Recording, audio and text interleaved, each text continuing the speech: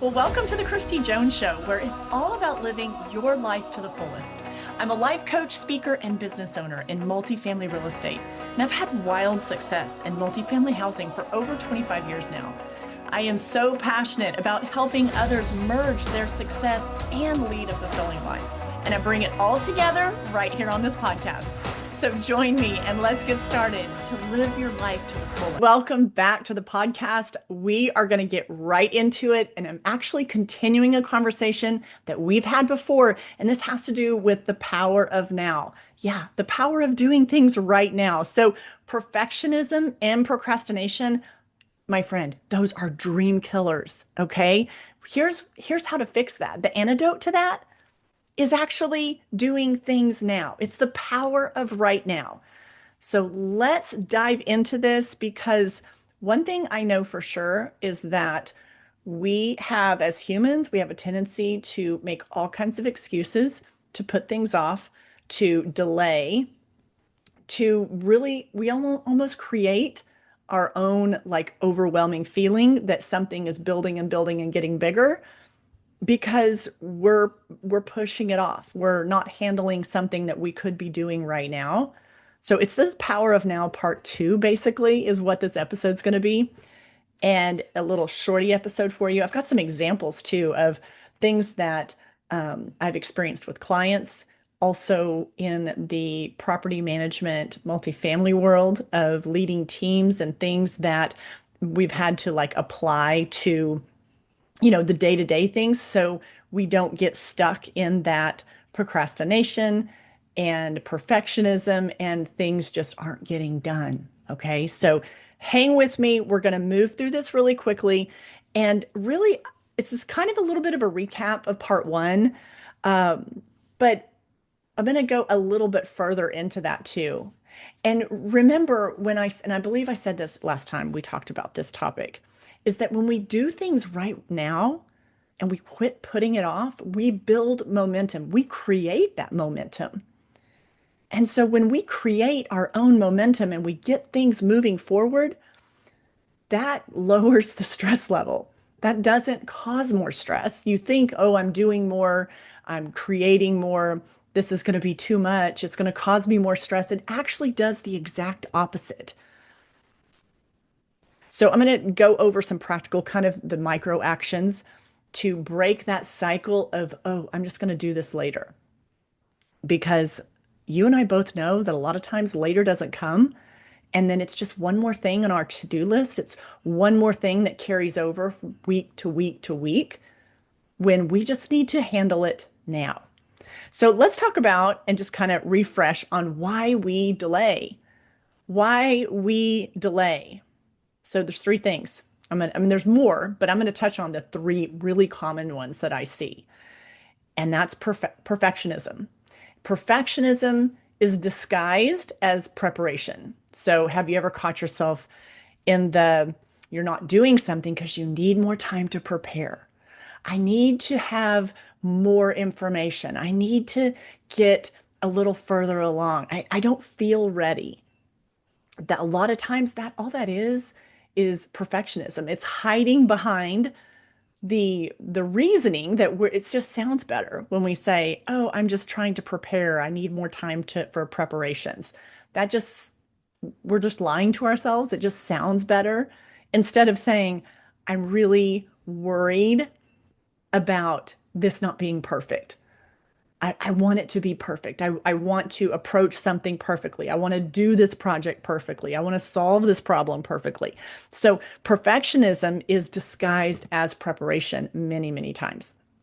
Second thing I want to touch on is fear of failure.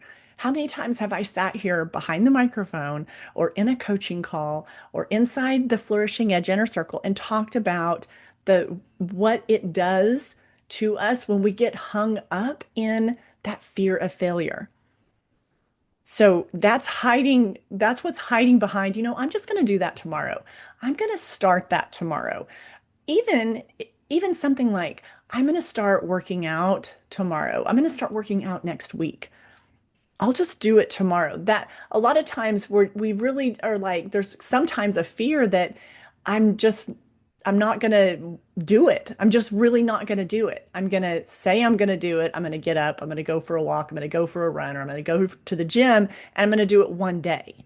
And then I'm going to feel like I failed because, I bowed out so early. So a lot of times our fear of failure shows up in things like, oh, I'm just going to start that tomorrow. I will tackle that project next week. And that's just procrastinating and putting it off. And the third thing was going to be overthinking. I would say that that's the third most common thing I see is overthinking. And that just puts you in this state of paralysis, the opposite of progress. And what's going to lower your stress level, whether it's at work, whether this is in, your personal life, a project at home, whatever it might be, is we got to stop overthinking things. When we get in that cycle of overthinking, it just like pumps the brakes and we are making zero progress because we are really deep diving and overthinking. I will link that. I will ask that they link that in the show notes. There is an episode where I just talk about overthinking. Now, it's a really early episode. I want to say I did it in maybe year one, and I'm in deep into year three of this podcast. So we're gonna have to go really back in the archives, I believe. And I was really new at doing the podcast as well. So that's going to be interesting to listen to. But I know I did an episode on overthinking. And that is just really the way to just kind of freeze the whole situation instead of making progress, which is what you want to do. So those are the top three, I would say: perfectionism, fear of failure, and overthinking. Another way, and consider this, frame it like this. I heard this saying one time: later is the cousin of never. I will do it later. I will handle that later. I will dive into those emails later. I will tackle that problem that's sitting on my desk, that person I need to respond to, that meeting I need to really have with that person. I will do that later. And when we keep saying later, later, later, a lot of times that just turns into never, which you want to increase your stress level, keep putting stuff off. Keep saying I'll do it later. Just do it now. Like, we're going to talk about the effect of just handling something now. Now, I get it. I mean, you can't always just like everything can't be right now, but I'm going to give you just a few little micro habits that you can weave into your day, weave into your week. So there's many things that we procrastinate on that we could just make that progress and do these little micro habits and get it done and lower our stress level. And then we have one less thing on our brain. Last week I talked a lot about, basically how to just unload your brain, do that brain dump. If you haven't listened to last week, go listen to last week. But I talked about decluttering our brain and having more peace of mind. But I talk about the practice, which I take clients through, and also inside my inner circle, they're very used to that. But the weekly brain dump. So go listen to that episode if you missed that one. So let's talk about the compounding effects of now, the power of now, the power of handling or doing something now. Small actions, when you have small actions, and I know it may seem insignificant, but when you do small actions, here's what that does for you. It builds your confidence, it brings you more clarity, and it raises that feeling of competence. Nothing feels worse than knowing you have all this stuff that you need to get done. And those Sunday scaries sometimes when we've got work the next day on Monday, and that dread feeling kind of comes in because you know about all the things that you didn't handle last week that have now overflowed to this week. And you're going to walk into your office on Monday morning or go into work on Monday, and it hasn't gone anywhere. That issue, that problem, that project still needs to get handled. And it just was a rollover from last week. So your confidence level, like, it just that it doesn't feel good. Like you start tearing down on yourself, right? Because you're like, God, it's just such a heavy feeling. So when you can discover and identify those small actions on whatever your task at hand is, small actions done right now is going to raise your confidence. It is going to increase your clarity. It's going to increase that feeling of competence. So those three are very powerful together. And then there's the ripple effect, the effect of doing things now. The ripple effect. Think about that. That one email that you need to reply to, that one email that you need to draft, the ripple effect of that, that one workout that you need to get in. Each of those small decisions has a ripple effect that turns into massive wins. Have you ever noticed? I know I've done this. I sit down, I'm like, many times I'll just have to put on my to-do list, clean out email inbox. Because I'll admit, like, I have 4 different emails that I'm constantly managing and navigating, different businesses. And so it gets a little, and their personal emails. Yes, I mean, I could, delegate those out, but it's not so much that I can't do it. It's just one of those things that if I don't stay on top of it on a daily basis, one of them especially, I mean, it just can be out of control in the inbox. So if I will sit down and I will sort through those emails and I knock out that one email that I know I need to respond, I need to draft the email, whatever it may be. When I do that one, that ripple effect, I actually end up knocking out 5 or 6 right then, like in that setting. So the ripple effect turns into massive wins. So one small action, it builds that momentum. And it's same with the workouts, right? So have you ever noticed that like maybe you're not feeling the workout? You're like, I'm not feeling it today. And you go in, you're like, I'm going to do, you know, these like the first, 5 minutes or 10 minutes. I'm going to get on the treadmill, I'm going to walk, or I'm going to go outside and I'm going to walk for a dedicated 10 minutes for sure.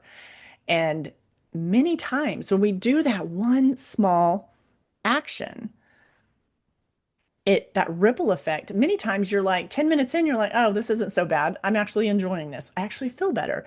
I actually like getting the fresh air. And I'm going to listen to this podcast. I've been wanting to catch this podcast. I've been wanting to, whatever, right? This audiobook. So the one small action has a ripple effect that builds momentum. It actually just is like this wave ripple that you can build upon. So that ripple effect of taking action now actually creates massive wins. So don't overlook that simple part of it. And then I talk a lot about micro habits. A lot of times we want to make things really big and complicated and complex. Micro habits, these tiny little micro habits that we do each and every day, that is what builds the momentum. We're wanting that. If sometimes we try to make things super complicated and really big, like there's this one big habit that I have to have that's going to, basically, get me out of that procrastination or get me down the road and get this project started. It's micro habits. Build upon the smaller habits that you have. So I believe I've talked about these probably in a variety of podcasts before, but I'm going to share with you just a few practical now moves that you can do, we'll call them. So things that you can do right now. I talk about the toolkit for life all the time. And these are things that you just want to like start stashing in that toolkit, okay? Because these are the things that make the difference. I've talked about a 5-minute rule and do something for 5 minutes, whether that's the workout, whether that's cleaning, digging into the email inbox, whether that's the stack of files that need to be reviewed that are sitting on your desk staring at you. Set the timer. Give yourself 5 minutes I think I've even given you the example of cleaning out, for me, I was cleaning out a closet one time. I was like, oh my gosh, this is overwhelming. This is out of control. And plus, I just hate cleaning out my closet. If you love cleaning out your closet, like that's awesome. I wish I could have more of that. That's something that I will just like put off, right? But I'll set a timer, 5 minutes. I'm going to do this for 5 minutes and see how far I get.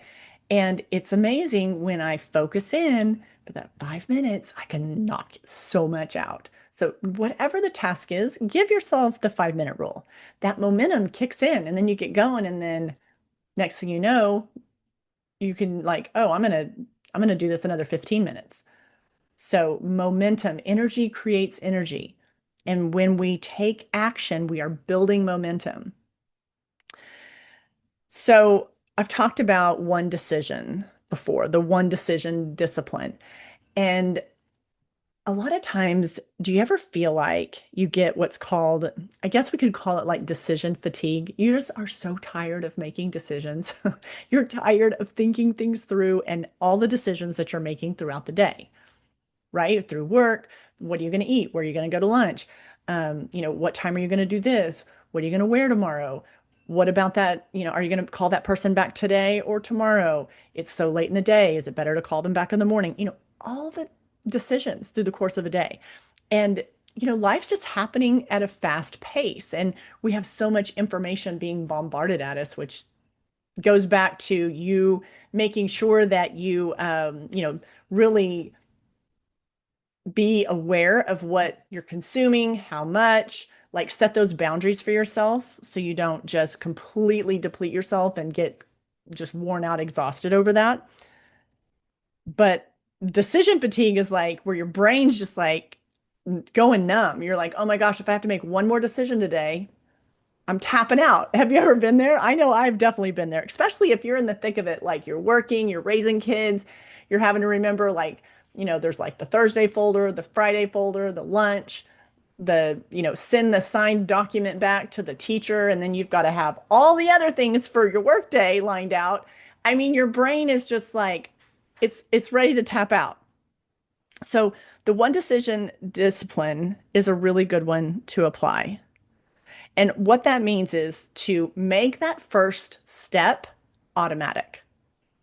So when you can do that in your day, that takes that whole decision-making process out of it. So when the first step can be automatic. So for instance, easy example, I'm sure you've heard this before, that if you're going to work out in the morning, whatever you're going to wear to work out, set it out the night before. Put it on, have it sitting at the end of the bed or, have it sitting on the chair, wherever, like get it out, get those clothes out, put your shoes right there, your socks, the whole thing. You don't have to wake up and decide, well, what am I going to wear to the gym this morning? And it's 6 a.m. And that's the first decision that you're having to make. So make it automatic. So the night before, just set the clothes out. Another one is like, I will do this. I will do reminders in my phone for the next morning that they pop up. So when I get my phone, I, have an alarm that at 8 o'clock and it will go off and it will give me the three things that like I've already thought about it the day before. I already know what I'm going to do first thing. And I will set an alarm and a reminder pop up and I don't have to sit down and prioritize. I'm already looking at like, boom, I need to do this at 8 o'clock.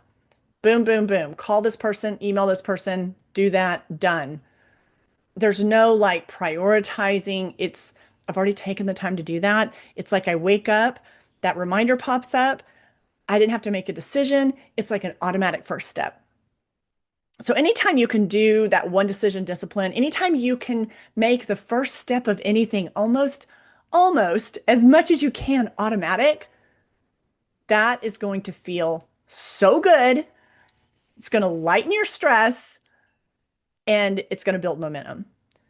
And then the third thing I would say that you need to have in your toolkit when it comes to what I call now moves, these are 3 now moves that I'm giving you. It's that future self filter. Okay, so here's what I mean by that. Okay, close your eyes and ask yourself, What would the version of me that I want to become do right now? Look at yourself through your future self filter. What would she do? What would he do? What would the version of me that I'm wanting to become, the version of me, another way to say it too, what would the version of me that I am evolving into, what would she do right now? That has been such a powerful question that I have used in my own life, that I have given clients, that I have coached people through, that when they get to that future self filter and they ask that question, they get instant clarity. It's like, oh, this is a no-brainer. I know what he would do. I know what that future version of me would do.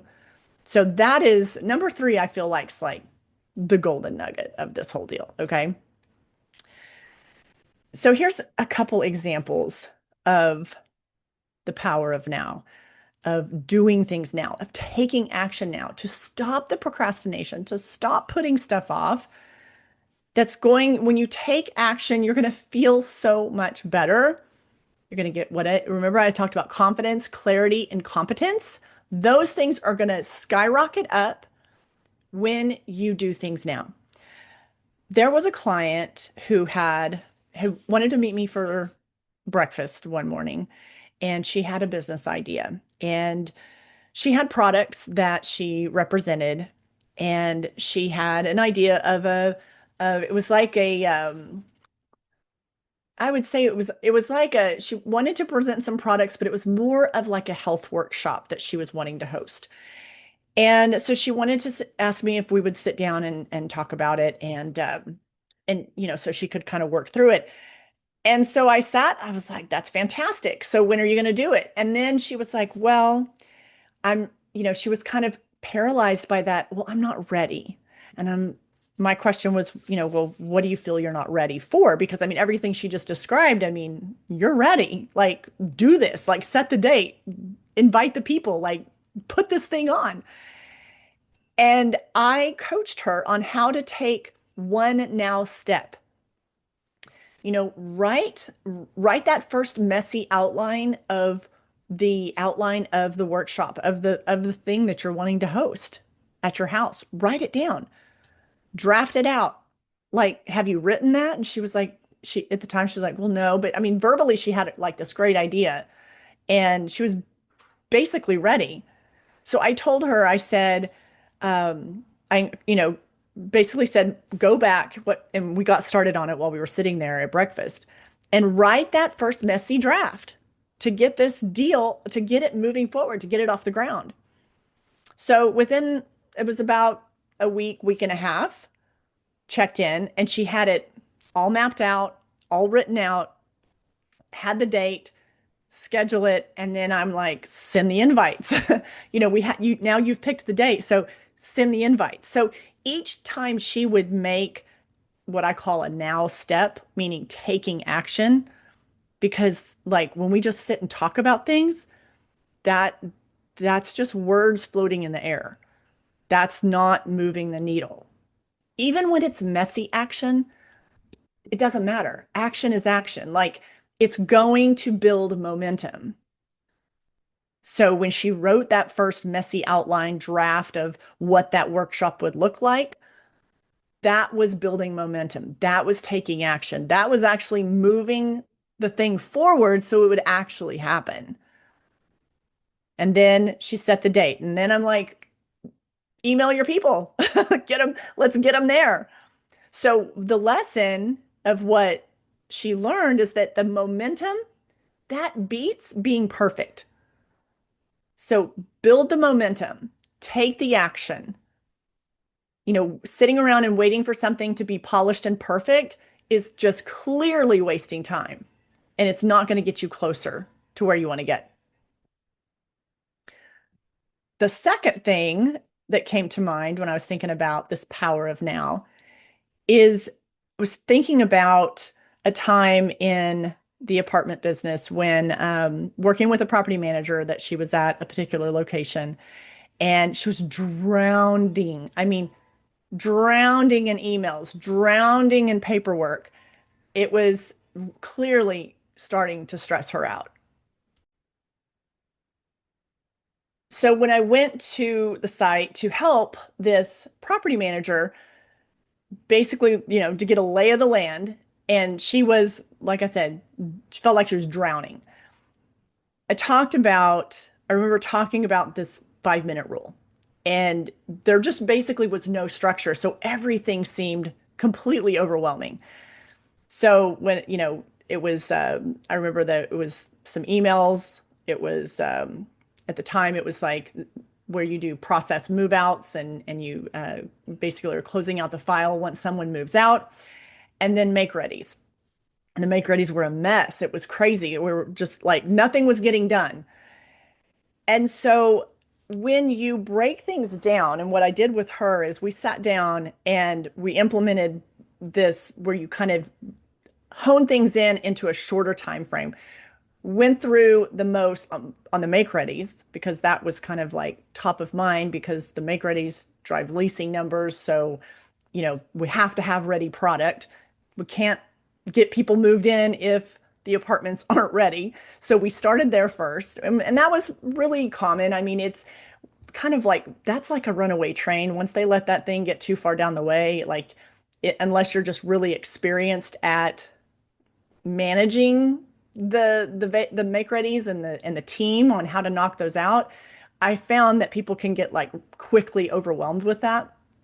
So I remember sitting down with her and we went through the vacants and we picked the ones I was like, we're gonna like take X amount of time and we're gonna go look at these make readies, which are vacant apartments, and we're gonna determine which ones need the least amount of work, like that we just could knock out.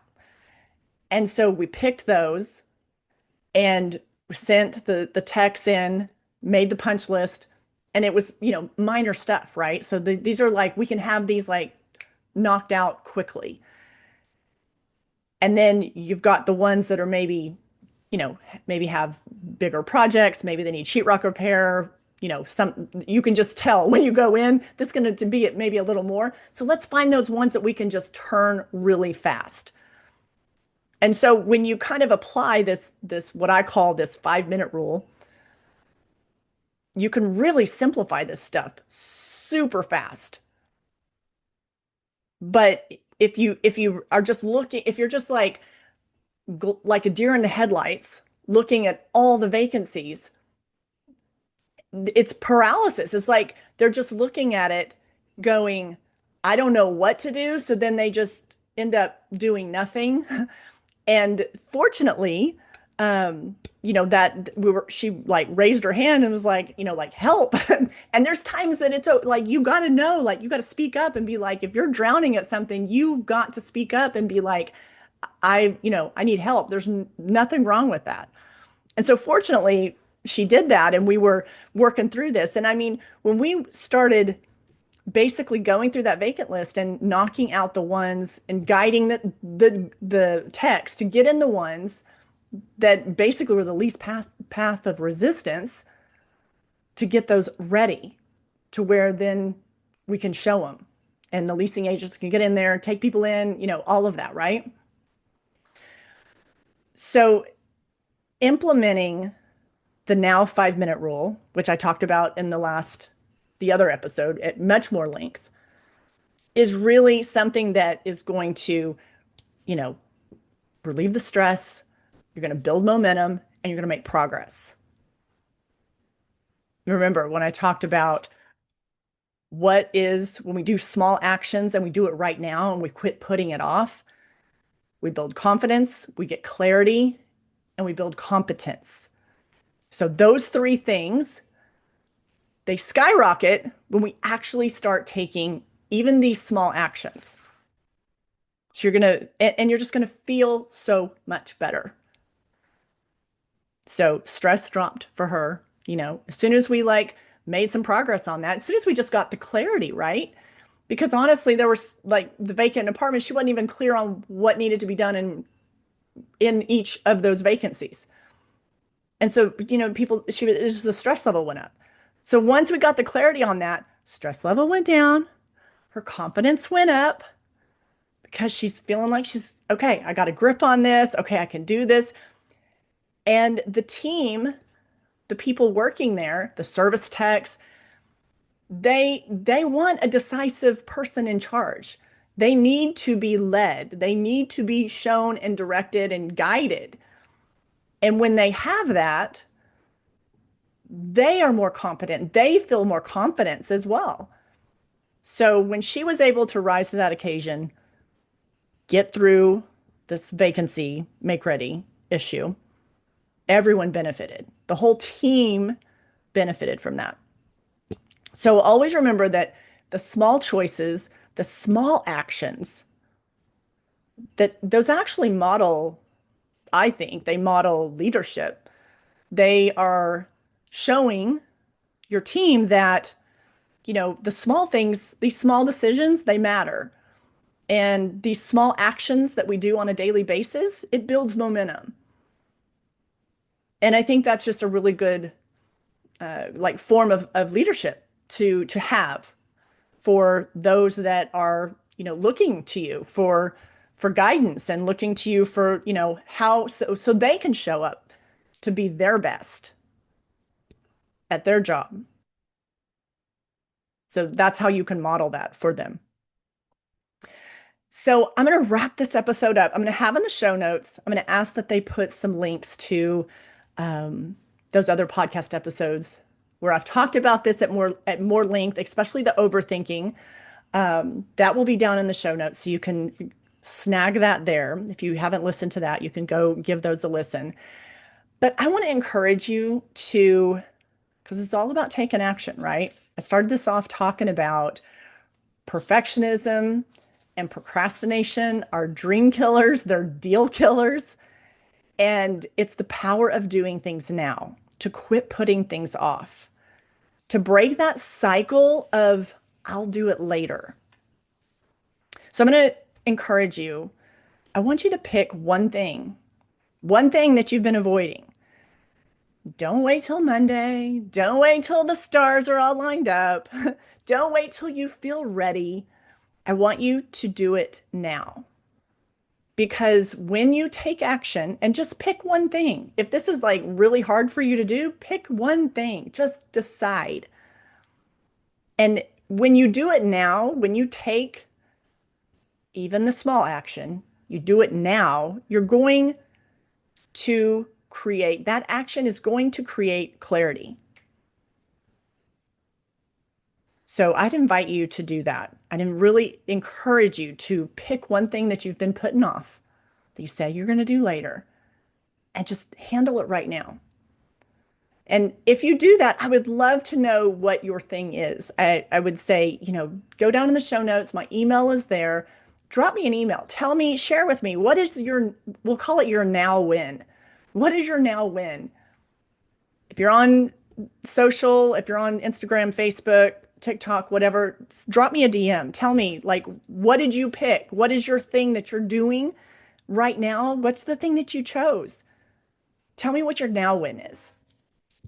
So if you want to continue these type of conversations, if you want to be in a community where you're getting this kind of coaching and discussion, I invite you to check out, which is also down in the show notes, that inner circle. That's more of a group coaching format where I show up monthly inside that container. And that is a fabulous way to plug in to more and a deeper level of the things that I share here on the podcast. So it'll be right down in the show notes for you. All right, my friend. Well, that is it. So this is the part 2 of the power of now, taking action now and to quit putting things off. So I can't wait to hear what you chose for this, what your thing is going to be that you're going to take action on right now. I can't wait to hear from you. And until next week, go make it a fabulous week. I'll talk to you soon. I want to thank you for tuning in today to the podcast. And I hope you've enjoyed the conversation and all the info that's been shared today. And I hope you've come away with a few ideas on how to make the most out of it for your life. If you loved this episode, be sure to share it with your friends and family. And also make sure you subscribe to the podcast and tap that subscribe button so you never miss an episode. Also, it would mean the absolute world to me if you would leave a podcast review. So until next time, my friend, keep flourishing and thriving and live your life to the